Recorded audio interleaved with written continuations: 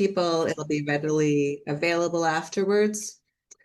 We have closed captions on for the presentation, and just keep your microphones muted as we go through. There will be a Q&A time at the end, and so you can post your questions in a Q&A box anytime you want, but we'll pick up on those in the end. Karen's going to pop community guidelines into the chat for us right now. Just to get started, I'll recognize that I am coming to you from the city of Vancouver, which is actually the lands of the Squamish, Musqueam, and Tsleil-Waututh people who have been stewarding this land for time immemorial. If you'd like to acknowledge where you're coming from, you can put that in the chat right now, thinking about whose lands we're on and who cares for who has cared for them for generations past and generations to come. So I'll move on to our presenter here. I'd like to introduce Rebecca Uhland, and just really grateful that they've taken the time to prep this webinar and be with us today. Rebecca is the bike parking manager from Capital Bikes in Victoria, BC. She studied kinesiology at Université Laval and has a strong passion for making movement and physical activity part of our daily lives. She's committed to creating spaces where being active is welcoming and accessible for everybody. And specifically at Capital Bike, Rebecca leads the delivery of bike valet services, and that includes the locker, which is like an event-based valet, and the permanent downtown valet. And the goals here being to make cycling safer, easier, and a practical choice across communities. So Rebecca, I will mute my microphone now and send it over to you. Hopefully all's well, and if there's any challenges, I'm here for you. Perfect. Well, I thank you, Megan, for the introduction. As Megan said, my name is Rebecca Uhland, pronouns she, her. I did make a slide for introducing, but you did it so well, I don't have much else to say. I did want to mention, just for people who are unfamiliar, Capital Bike, we are in Victoria, BC, on Vancouver Island, right here. We cater to the Greater Victoria region. So that includes Victoria, but all the way to Souk and North Saanich and Sydney. Most of what we do is in Victoria, as you'll get to see while I explain our programs.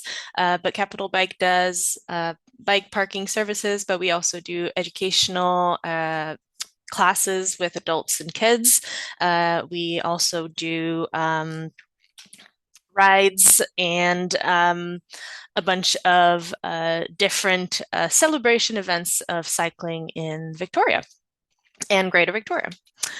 Here we go. So today's focus, I really want to elaborate a bit more on two programs. So we have the Locker, which is our events bike valet, and then talk a bit about the Downtown Victoria Bike Valet, which is the permanent bike valet that we help operate in downtown Victoria. This bike valet is a bit particular because it is a city service, so the city funds it, and Capital Bike comes in and operates it. So we help with equipment, staffing, scheduling, basically anything that helps in the operations of that service. Just to give a little bit of local context for Victoria, to give you a bit of an idea of how we were able to make the services that we have successful. We are very lucky in Victoria to have a great space for cycling. So as you can see on the top right, I put a map of the Greater Victoria cycling routes that already exist. So we have a lot of regional trails, we have a lot of painted lanes and routes, and we also have a lot of AAA routes, which are the ones that are separate from the car lanes. We are very lucky to have a mild climate for most of the year, not too many hills, and we also have very strong municipal support for cycling. But we do still face challenges in Victoria, one of them being bike theft. It has decreased in the numbers that we had in 2024. But it is still very much an issue that we face. And then the other issue that we had, which is why we have new bike valet services now, was that we had very limited end of trip infrastructure for people at events, but also just for commuting.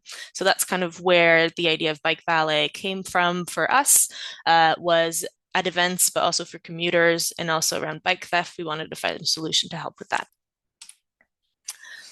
So very quickly, if you're unfamiliar, bike valet and what I will be talking about today, because there are different types, it is the similar to a coat check service where people come in to the space.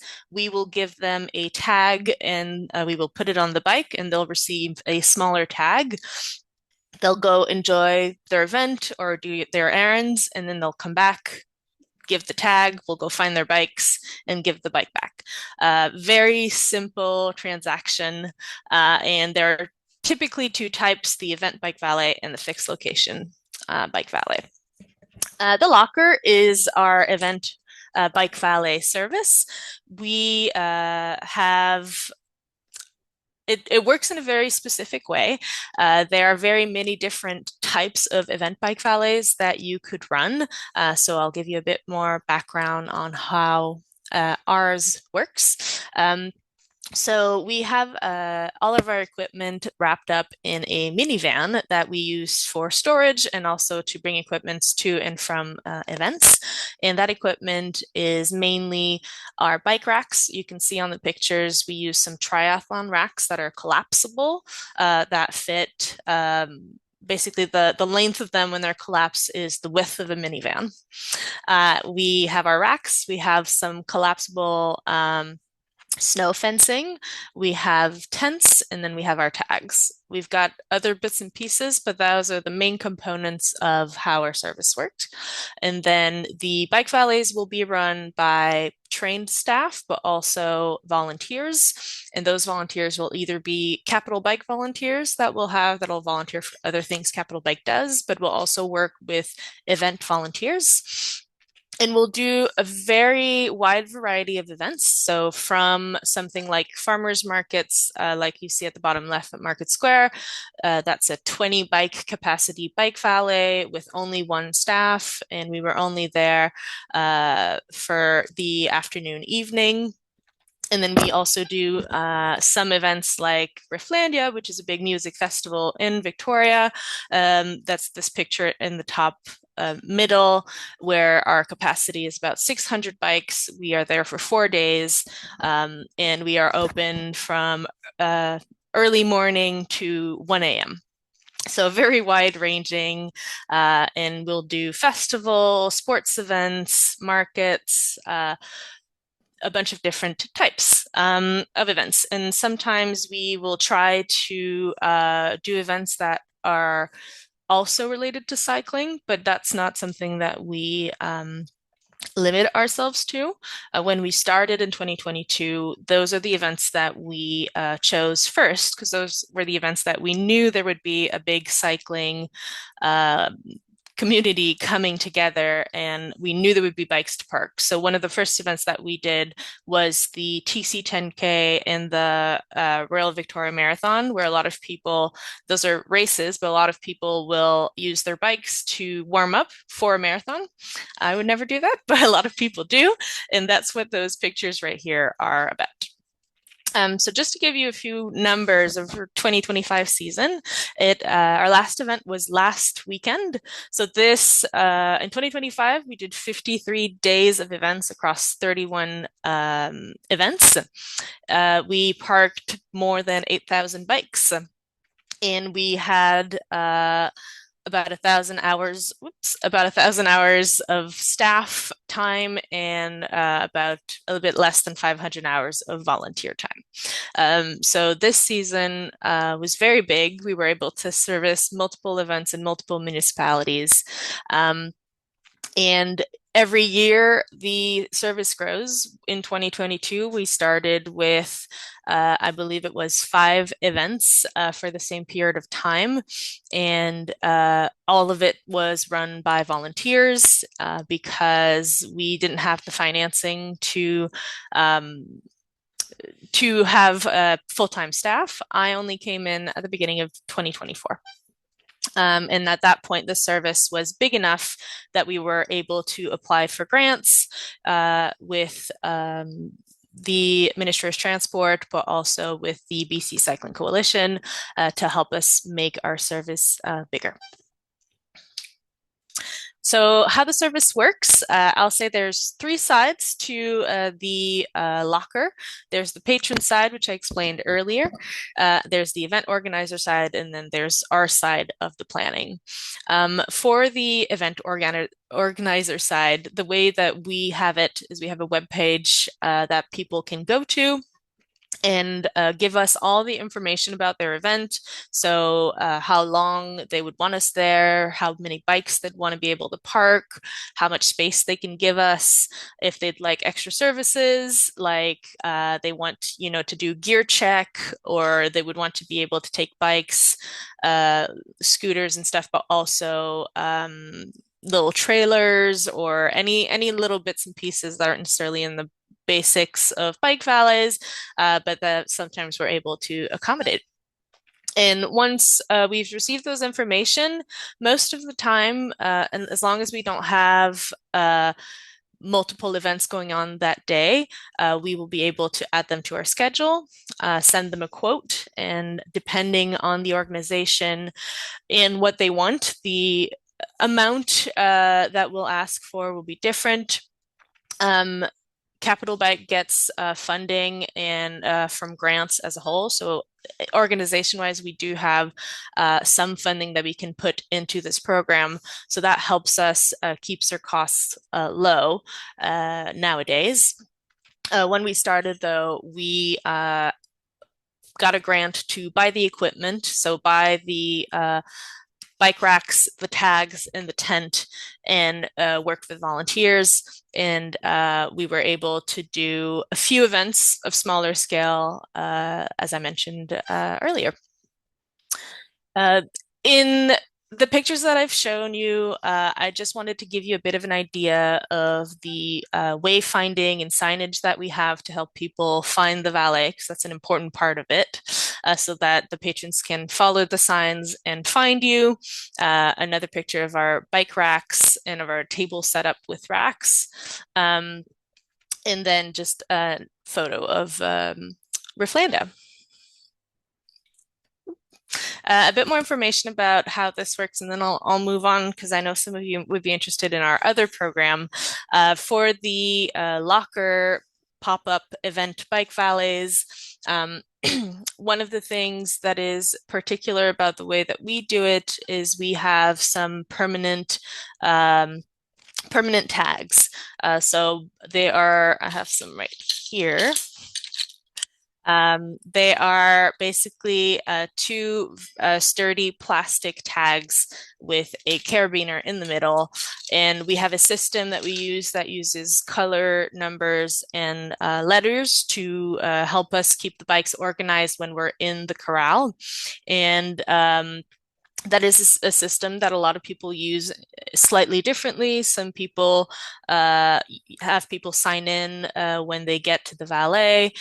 We usually don't do that, mainly because we do a lot of events that are high traffic, and we want to be able to park a lot of bikes in a very short amount of time.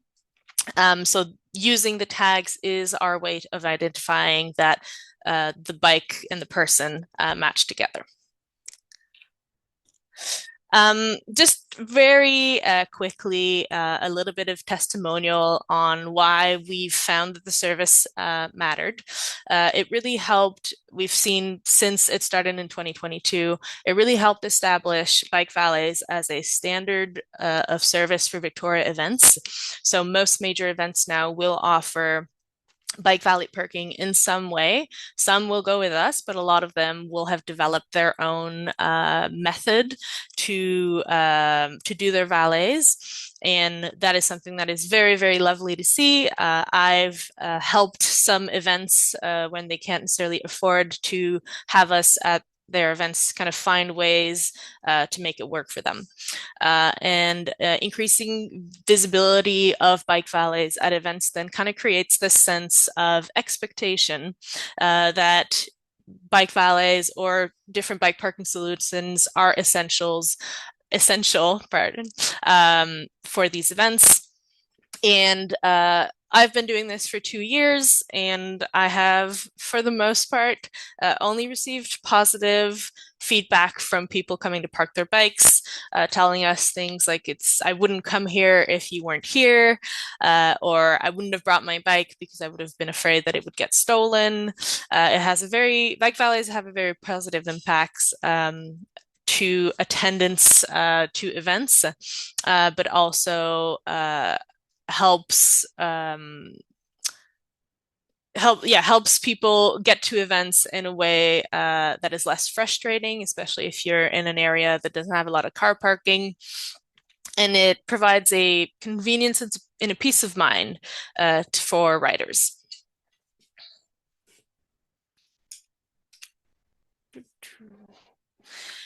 Just a few highlights of our 2025 season, and it'll kind of give you a better idea of our valet situation.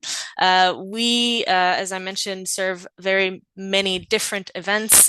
A few highlights of this year for Canada Day, we were able to service 3 different events at once, and we parked more than 1,200 bikes during that day, and that's not including the bikes that we parked at the downtown bike valet. But that was 11 hours of service for all 3 locations, which was a great thing to see. And we had very many volunteers come out to help us on that day. The second one in the middle is for South Island Powwow for Truth and Reconciliation Day, which is an event that we have here in Victoria. Capital Bike organized a group bike ride, and we ended it at the bike valet. And we were able to park 400 bikes in 20 minutes because of all of our volunteers and staff. There were about 20 of us on site for that rush, and half of us were tagging bikes and half of us were parking the bikes. This is the first time we've been able to successfully park this many bikes in this amount of time. But it's been a huge highlight for our 2025 season. For the one on the left, we've been able to serve both very small and very large events in our community. Smallest event being a 10 bike capacity, and then Rifflandia being the biggest, which is the big music festival at 600 bike per day parked. The ways that we've evolved the service and things that I would call lessons learned from previous years that are things that sometimes we forget, but that I would say are very important when you're thinking of developing bike valet. And that's for event valet, but also for downtown fixed location bike valets. One of it is visibility. So for our event, the Locker Bike Valet, we have a calendar where we can show people where we'll be. And we also have a map that shows kind of where in the Greater Victoria region we're going to be. And on the map and on the schedule, you can see the address of the event, when we'll be there, opening and closing times, and the best ways to get to the event by bike. Because we figured out that a lot of people that use the valet use it for the first time. And a lot of them are not avid cyclists. So it's important to show them one of the best ways to get to events. And if you have a fixed location, kind of include the best bike ways that are around to get to that location. So having a web page or something very visible has been super helpful for the 2025 season. Another thing that we've built over the years is having a very strong staffing system. We use Sling scheduling system because we have a lot of staff. There are many different apps that will provide you with different functionality. We found that this one worked really well because we could coordinate both our volunteers and our staff on it, and make sure that we always had enough people on site to be able to not only accommodate the flow of people, but also keep the bike safe.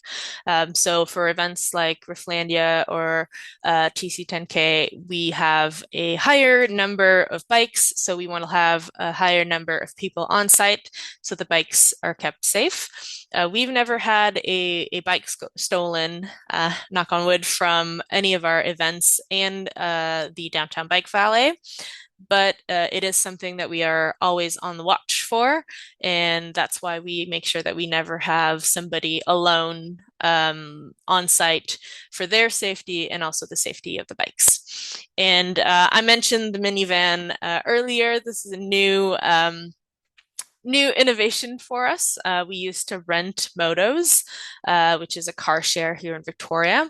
And it having a minivan now really helped us in terms of storage equipment and transporting gear, but saved us significant staff time from shuffling equipment from one place to the car, to the event. So whether it's something like this, or if you have a permanent location, having a safe space to put your equipment that is on site, that's secure, is a real game changer. As few things, I'm just seeing that there are things in the chat. Okay. As little shuffling of the equipment that you can do, the better, has been our experience.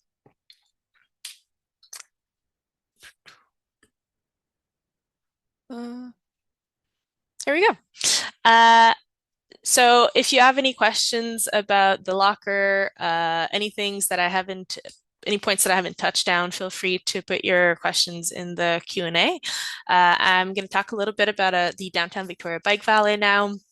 Um, I might be wrong, but from what I could tell from my research this week, the Downtown Victoria Bike Valet is one of the only fixed location bike valet that runs year round.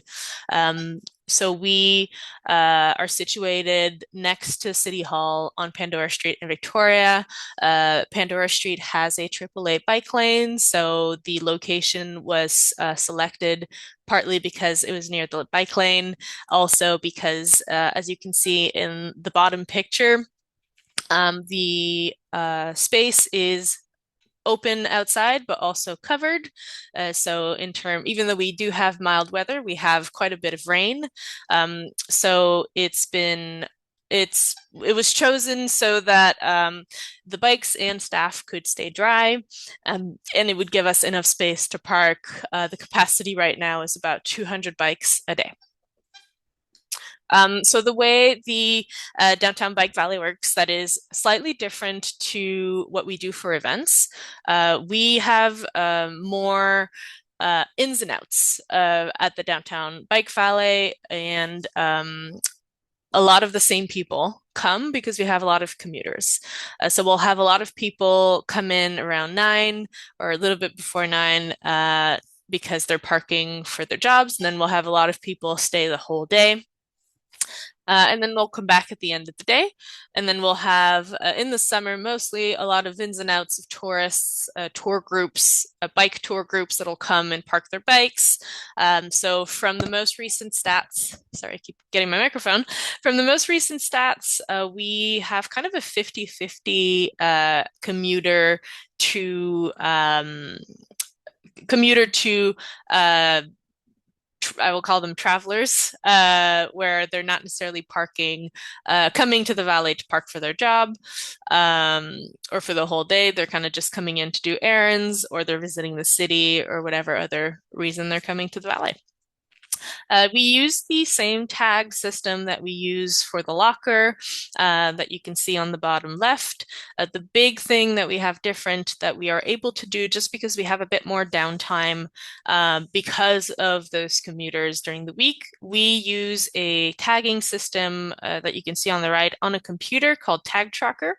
It was developed by someone that is one of our staff members, that is a retired technical engineer.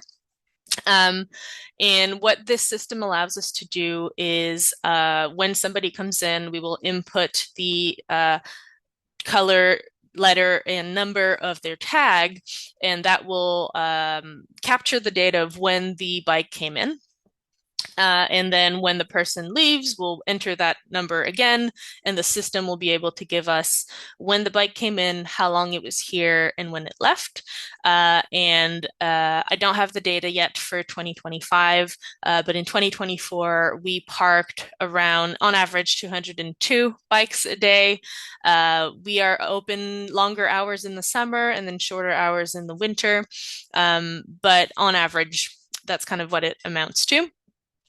But the tag tracker system really helps us get the data that we need to help keep it going. So as I mentioned earlier, it is funded by City Council. So in 2022, they allocated about 500,000 in funding to improve secure bike parking. And that is when the Downtown Bike Valley was piloted. So we started with only a few months open in the summer, and the average was about 83 bikes a day. And in 2024, because people expect it to be there, it's a consistent service, and we've been able to find funding to make it run year round now. The average, as I mentioned, is about 202 bikes a day. Let me just go back to some of our questions quickly. First question from Jory is, do you provide your own fencing? We do have our own, what I call snow fencing, which is kind of this collapsible fencing. Some events will already be doing fencing for other parts of the event. So sometimes they'll just throw in fencing for us as well, because it's sometimes easier for them. But for most events, we will provide our own fencing. But it is nice when events offer either a space like a tennis court that's already fenced in, or fencing that's like permanent hard metal fencing, or not permanent, but metal fencing. In terms of determining capacity for a given event, I will say for the first year of any event, a lot of it is guesswork. So depending on your community and how much mode share, or how many mode share trips are done by bike, you'll be able to get an idea of how many, like the percentage of bikes that you could expect at any event. And that's kind of how we determine capacity. Policy around people showing up to claim bikes but say they lost their claim ticket. That happens sometimes, but not too often. We will ask people to verify their identity in another way. So that'll either be if they can describe like stickers on the bikes, if they have like a lock on the bike, we're going to ask them to unlock the bike. We will, if they have a picture of them with the bike that wasn't taken this year, we kind of have a list that we go through for that.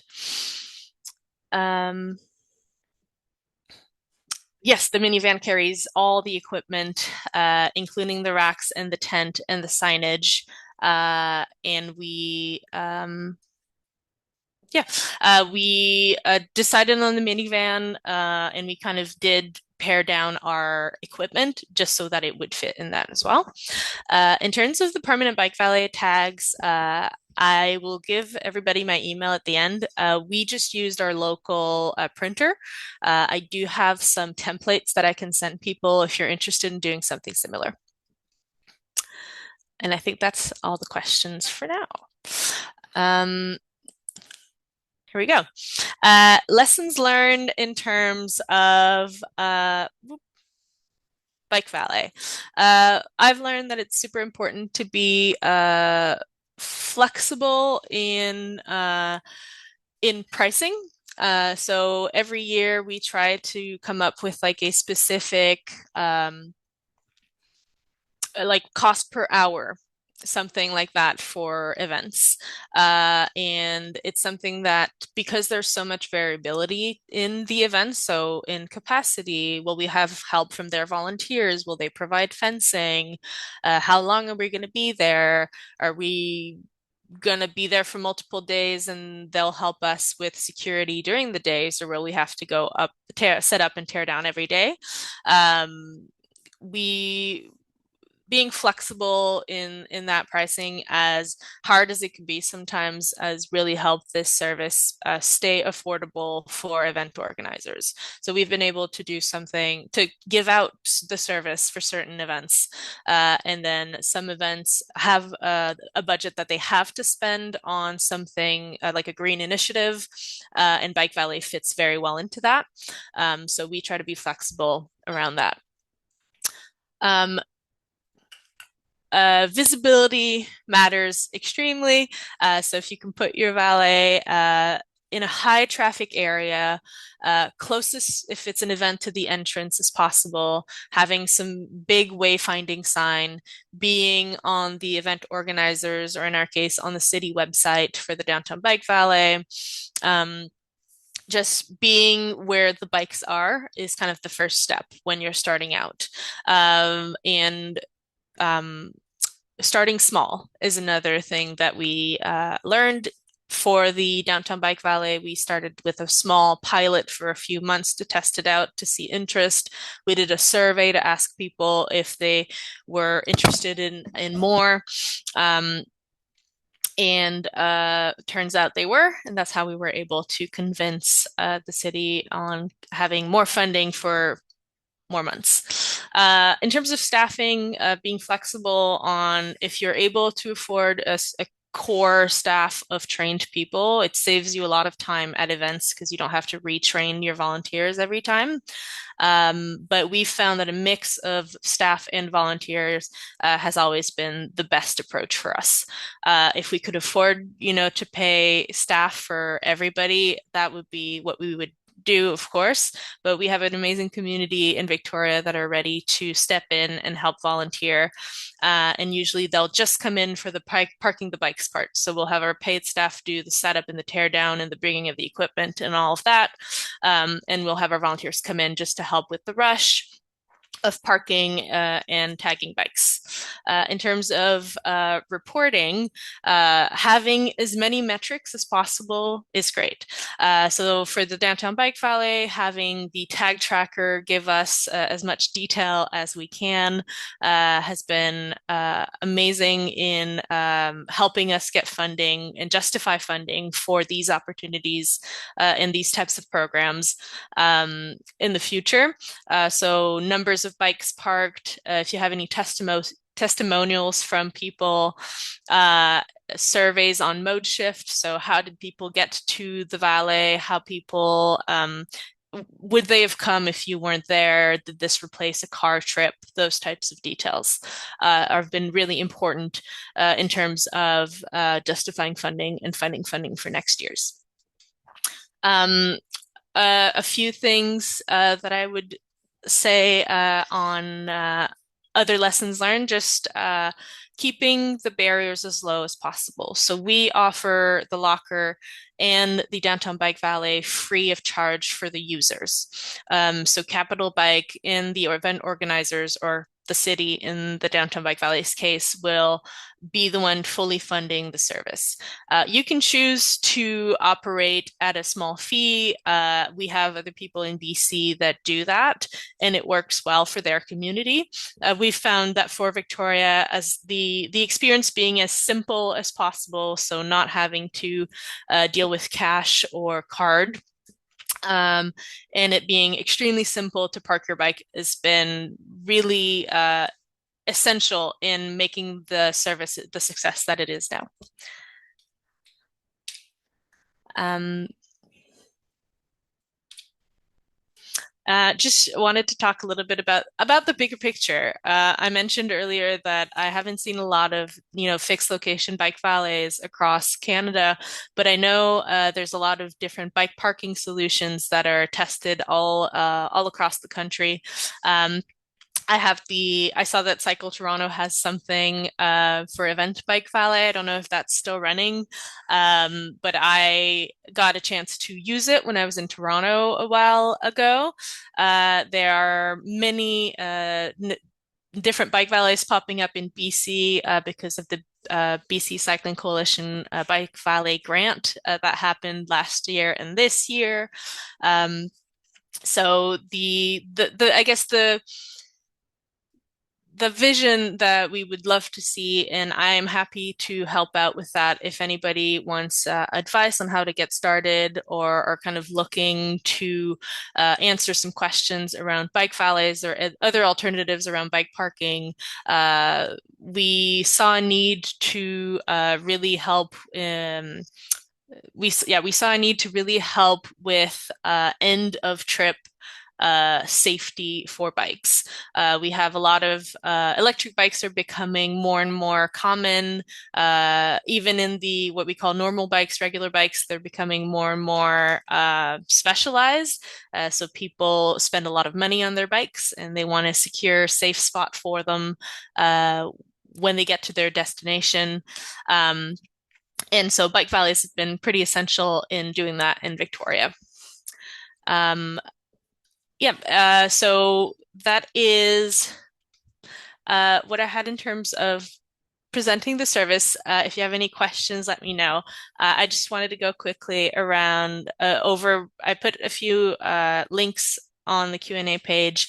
The first link is just BCCC is developing a toolkit right now. This is just a draft, so it is not ready yet. But they will be publishing a public toolkit that explains what Bike Valet is. They already have on their website some of the information, but I would just say stay tuned if you want even more information and resources on how to start your own. And then I put both of on our website, you can kind of see the locker and the Downtown Bike Valet webpage and kind of see what we have in terms of information there. And just leaving my email as well. If anybody has any further questions, happy to meet with people in person or online and just chat about questions that you may have. But yeah.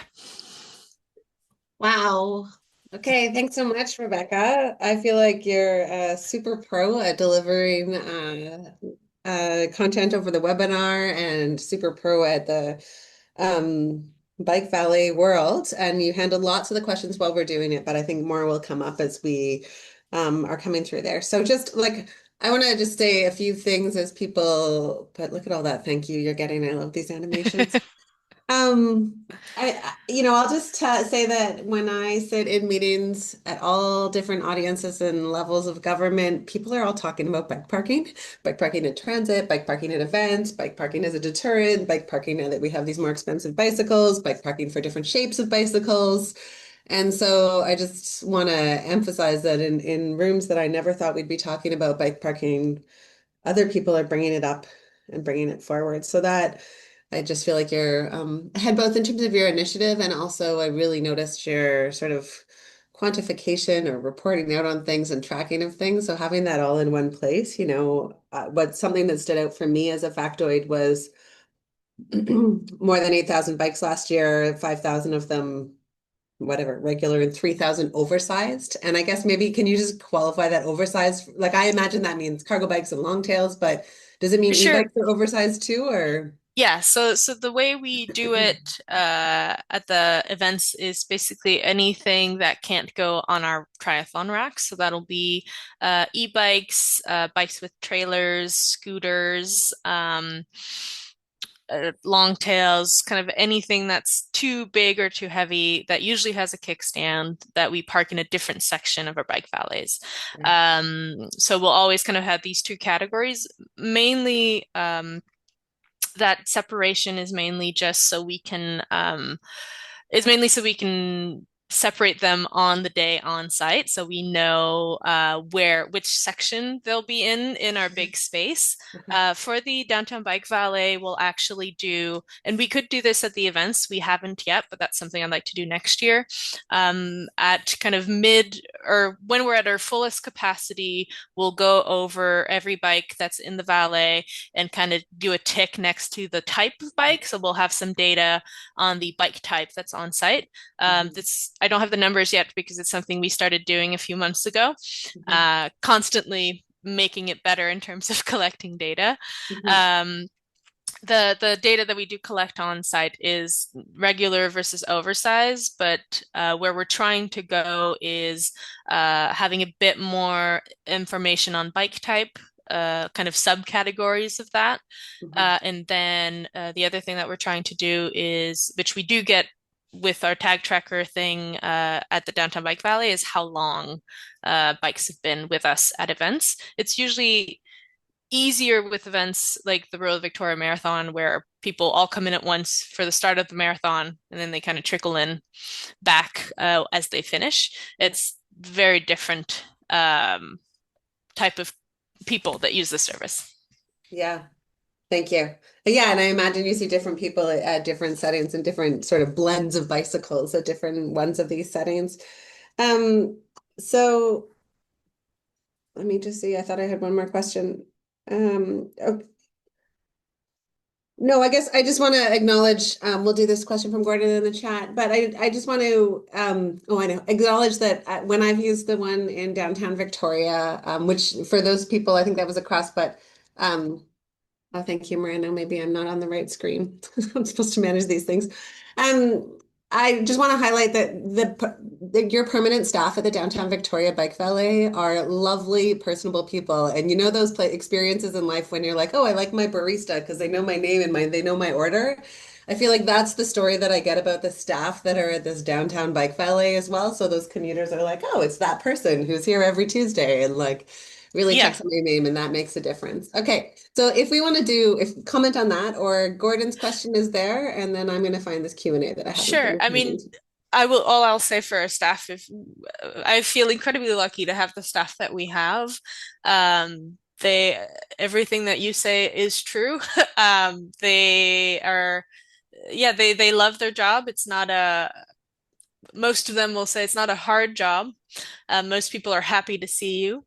And we have a very good group of people at the Downtown Bike Valet, and they're all paid staff for that one, that are regulars. So they do like multiple shifts in a week. So they get to know the regulars and know the commuters. And it's that part of it is actually a lot of fun when you work downtown. In terms of the insurance question, we do carry insurance. The way that we've done it for us now is we've been able to include or kind of put the locker under the Capital Bike insurance. So, as an organization, we already have insurance for events because we do group rides and celebration events, and we do instructing, and we've been able to just carry that insurance over to the locker. And that's mainly just for as I said earlier, we've never lost a bike, but if we did, we would pay the person back for the bike. And then also potential damage. So if the bag that gets damaged for whatever reason while they're with us, we will pay for the repair.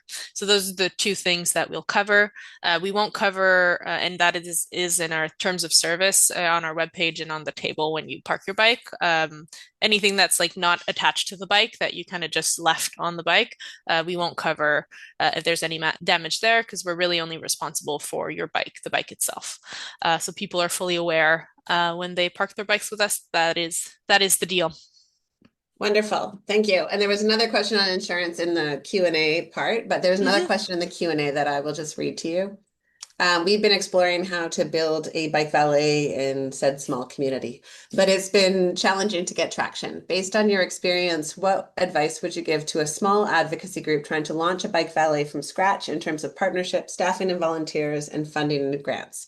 So you've spoken to some of that in your presentation, but maybe in a nutshell, imagine yourself talking to like Sure. somebody's called you from a small community with no hope so Uh, far. I guess the word I would use is relentless. So, my predecessor, Sam, I will say, was relentless in the phone calls and meetings with people, and trying to find anyone in your community that has any interest in cycling, because that is where it's going to be the easiest to go. If you have, if you yourself is or a small cycling community, then you might have volunteers or people in your circles, people in your newsletter that would be willing to step up and do a pilot with you. We, the first time, organized our own event, very, very small, just to test to see if it would work. And we started with we didn't have any equipment, so we started without bike racks, and just had some fencing or some of those permanent bike racks that they have in the city and kind of just use infrastructure that was already there. And I think, yeah, being relentless, but also just being as creative as you can, is has been helpful of using stuff that's already there and kind of mobilizing the people that are already in that space as much as possible. And sometimes those people are just busy, and Mhm. the being relentless helps to just be like, hey, this is something that's important. We used example that we saw in other countries as well, being like, this works for them, this could work for us if we did it this way. So yeah, so that would be my advice. Wonderful. I wonder if there's anyone who wants to turn off their mic and ask a question. I sort of shared some of my experiences, but I think experiences are welcome here in the exchange as well, or For sure. struggles and lessons learned if there's somebody operating a bike share or a bike valet.